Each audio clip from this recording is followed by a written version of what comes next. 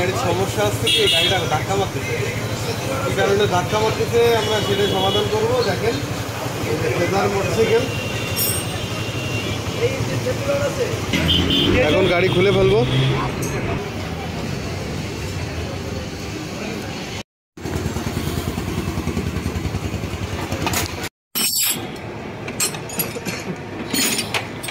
তো এই পর্যন্ত কে শুনে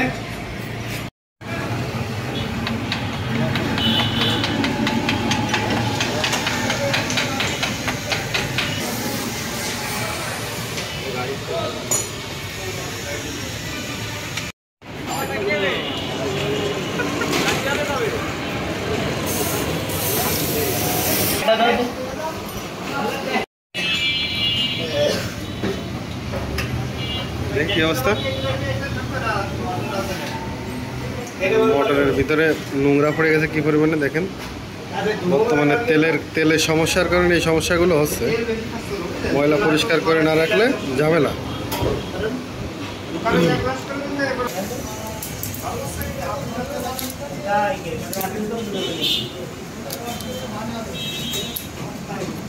রাত্রিও দুটো করে নিয়েছি 5 কিলো মিশার আইছি ওরা আবার গেছে আইছে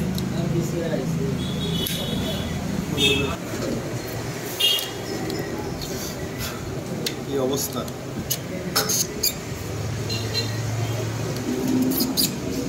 এইটা কি সেটা ওই ইয়াদের বক্তব্য গাওয়া যায়।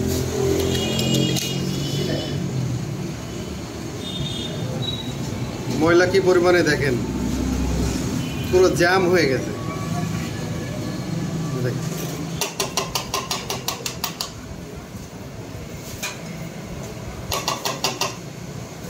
প্রচুর ময়লা।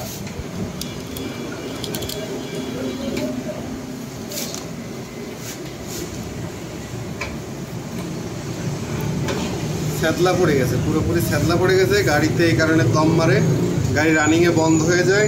এই সমস্যাগুলো হচ্ছে এই কারণেই। আমরা এখন ফিল্টার নতুন লাগাই দেবো, এই ফিল্টারটা নতুন দিব যাতে সমস্যার সমাধানটা হয়ে যায়।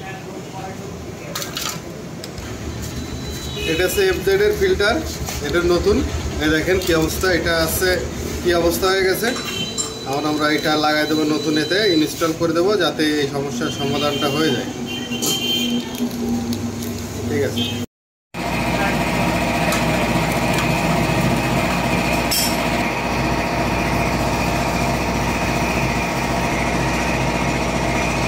ফিল্টারটা তো পরিবর্তন করব, কিন্তু এই যে অন্য অন্য যন্ত্রাংশের ভিতরে যে ময়লাগুলো আছে সেগুলো আমরা পরিষ্কার করে নিচ্ছি WD-40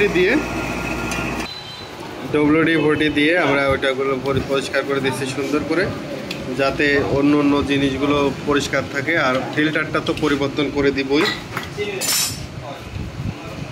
ফিল্টার তো নতুন দিব। আর এগুলো পরিষ্কার করে দিচ্ছি সুন্দর করে।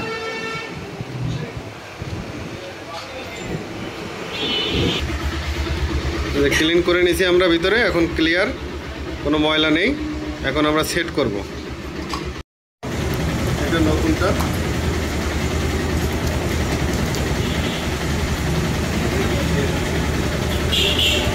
ঝা সবসকে এটা ঝা সবসকে মার পুরোপুরি ক্লিন।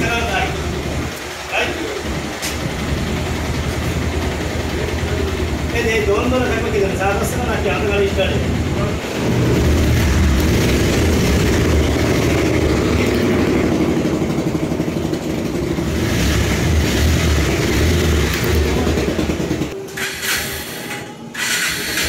একটা অয়েল সিল আছে, অয়েল সিলটা ওটা দিয়ে দিতে হবে।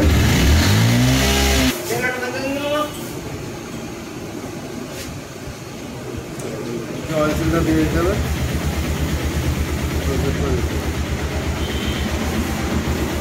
আমাকে এখানে বেশি কম হয়ে যাবে। কমপ্লিট হয়ে গেছে সেট করা। এখন আমরা লাইনগুলো লাগাবো, এটা একটু ভালো যাবে।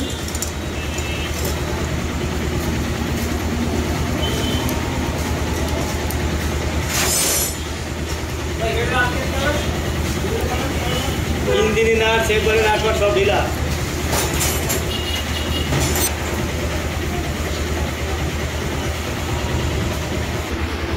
এটা কমপ্লিট হয়ে গেছে, এখন এটা আমরা ট্যাঙ্কের ভিতরে দিয়ে দেবো।